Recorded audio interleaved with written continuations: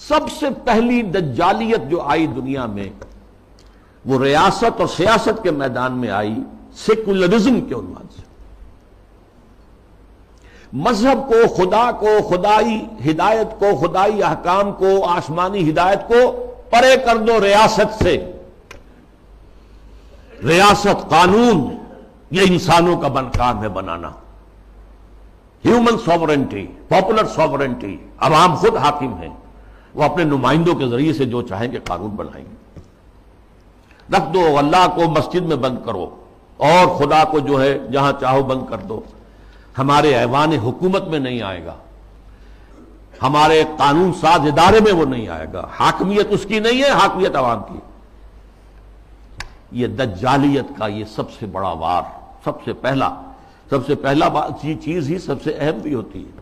اور یہ گلوبل ہو چکی ہے پوری دنیا میں، پوری دنیا. واقعہ یہ ہے کہ اللہ کے خلاف، خدا کے خلاف اس سے بڑی بغاوت آج تک نہیں ہوئی. اس سے پہلے کیا ہوتا تھا؟ ایک بڑے خدا کو ماننے کے ساتھ چھوٹے چھوٹے خدا بھی مان لیے، بس شرک ہوتا تھا. لیکن خدا کو اس طرح انسانی معاملات اور خاص طور پر ظاہر بات ہے ریاست اور سیاست اور قانون، یہی تو سب سے بڑی چیزیں ہوتی، ان سے بے دخل کر دینا خدا کا، یہ اس دور میں ہوا. نمبر 2 دور آیا معیشت کا. معیشت کی بنیاد انٹرسٹ بیسڈ کیپٹلزم پر کر کے. آسمانی شریعتوں کے نزدیک سب سے بڑا گناہ جو ہے عمل میں وہ سود ہے. عقائد میں شرک ناقابل معافی، ان اللہ لا یغفر ان یشرک بہ ویغفر ما دون ذلک لمن یشاء. اعمال میں سود جس پر اللہ اس کے رسول کی طرف سے اعلان جنگ ہے، وہ سود مرکزی شے بن گیا معیشت کی. بینکنگ، انٹرسٹ، کیپٹلزم، یہ بھی گلوبل ہو چکا ہے فتنہ. پوری دنیا، مسلم غیر مسلم، مشرقی مغربی، سب ہر جگہ.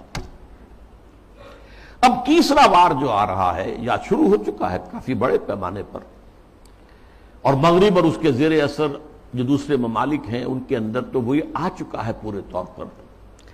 ابھی عالم اسلام میں پورے طور سے نہیں آیا ہے، جس کے لیے بڑی ایک منظم سازش کے ساتھ بڑی جد و جہد ہو رہی ہے. وہ کیا ہے؟ شرم و حیا،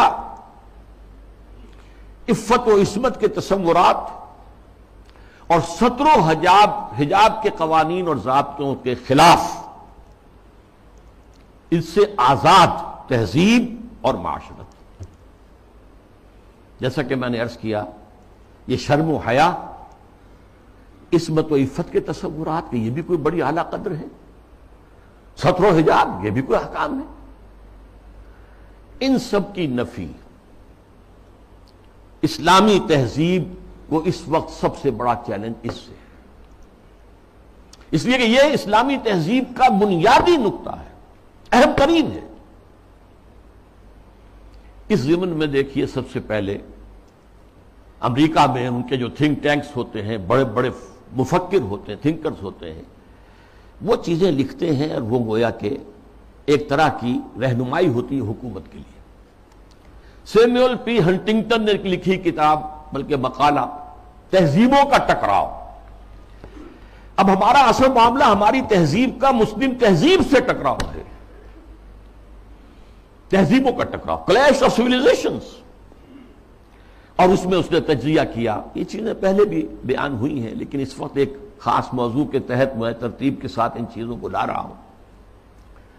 اس نے کہا کہ ٹوائنبی نے کہا ہے کہ دنیا میں آج تک کل 20 تہذیبیں قائم ہوئیں، ان میں سے 12 تو مر چکی، ختم ہو گئی، نسیم منسیہ ہو گئی. 8 ابھی موجود ہیں. ایک ہماری مغربی تہذیب ہے، 7 اور ہیں.